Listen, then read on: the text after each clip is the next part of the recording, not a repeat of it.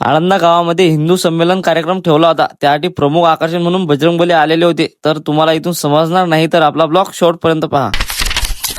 आता गावामध्ये हिंदू संमेलन मधल्या रॅली निघणार नाही असं होईन का? तर रॅली निघायच्या अगोदर आपल्याला रॅली कायच्यात निघीन तर रथ लागेनच ना भाऊ रॅलीसाठी. तर आपण गेलो तो रथ आणले, रथ नेला. आता त्याला धुनं बी पडून. रथ एवढा चकाचका तुम्हाला सांगतो. रथ प्युअर स्टीलचा आहे. यातनी डायरेक्ट म्हटलं आपला चेहरा पाहून घ्या तुम्ही. रथ आणला भाऊ डायरेक्ट खंडोबाच्या मंदिरात जवळ तिथं आणला, लावून दिला डायरेक्ट मोटरचं आपलं बटन पाईप जोडून डायरेक्ट रथ धुवायला सुरुवात करून दिली. आता आपला अक्षय धुंदराला सध्या रथ आणि आपले पोटे सांगू राहिले असं धुई तसं धुई. आता स्टीलचा रथ म्हटल्यावर लय मेंटेन ठेवा लागते बरं. सोपं नाही स्टीलचा रथ धुणं, कारण बातच डाग पडून जातात रथाले. मंदिराच्या अंदर होतं अतून आपल्याला हे लाकडं नेऊन टाका लागतं. जरी स्वयंपाक चालू होते ती आता पोळ्या भाजी चालू आहे तिकडे हे सबन लाकडं पटापट नेऊन टाका लागतं. यंदा सिलेंडरचं कामच नाही, सबन स्वयंपाक लाकडावरच आहे. आता लाकडा आणले डायरेक्ट चुलीतनी लावून दिले आणि हे पोट्टे भिडले. आता कणिक चुरले. आता हे जे कणिक चुरतील का हे नेऊन द्या लागते आपल्याला. बाया जोडून बाया करतात याच्या पोळ्या. स्वयंपाक तर चालू आहे. मामाला म्हटलं मामा भात राहा ना, मामा देऊ ना. मग गंजातनी टाकून मामाने टाकला गंजातनी भात आणि आपण डायरेक्ट तिथून बसलो ट्रॅक्टर घेऊन गेलो आपण गावातनी. आता रॅली निघते म्हटलं धुळा नाही उडायला पाहिजे म्हणून पुऱ्या गावातनी घेतणार आपण पाणी घेतलं मारून आणि ट्रॅक्टर घेऊन गेलो आपण बंगल्यावर लावायसाठी, कारण झालं आता ट्रॅक्टरचं काम. आता वावरात ट्रॅक्टर लावायसाठी गेलो. तिकडून आले बराच उशीर झाला बा. त्यापर्यंत रॅली आली होती डायरेक्ट आपल्या घराजवळ. आता रॅलीची शूटिंग वगैरे काढली. तुम्हाला माहिती आहे प्रमुख उपस्थिती म्हटल्यावर काय होतं बजरंगबली. आता बजरंगबली म्हटलं सगळी जे पब्लिक होती बजरंगबलीच पोर राहिली होती.